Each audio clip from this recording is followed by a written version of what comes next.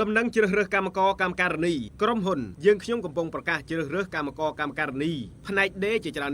អ្នកដេរស្ទាត់ជំនាញអាចទទួលបានប្រាក់ខែគោលម៉ាស៊ីន1 $208 ម៉ាស៊ីន2 $213 ម៉ាស៊ីន3 $228 ប្រាក់ខែសរុបអាចទទួលបានចន្លោះពី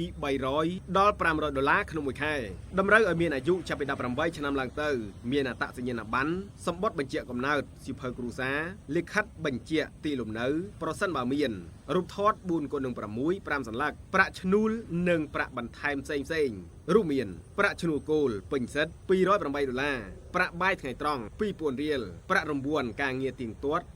$15ប្រាក់សហួយធ្វើដំណើរនិងស្នាក់នៅ$7ប្រាក់បន្ថែមម៉ោងថ្ងៃបុណ្យ200%ប្រាក់រង្វាន់តាមក្តារខៀននិងតាមម៉ាស៊ីនប្រសិនបើបងប្អូនចាប់អារម្មណ៍សូមមកធ្វើតេស្តរៀងរាល់ម៉ោងធ្វើការឬទំនាក់ទំនងអាស័យដ្ឋានខាងក្រោមកាមាដីលេខ404ផ្លូវចោមចៅភូមិដំណាក់ធំ5សង្កាត់ស្ទឹងមានជ័យ3ខណ្ឌមានជ័យរាជធានីភ្នំពេញឬអាចទំនាក់ទំនងតាមរយៈលេខទូរស័ព្ទ081 444 036 068 763 851 061 880 001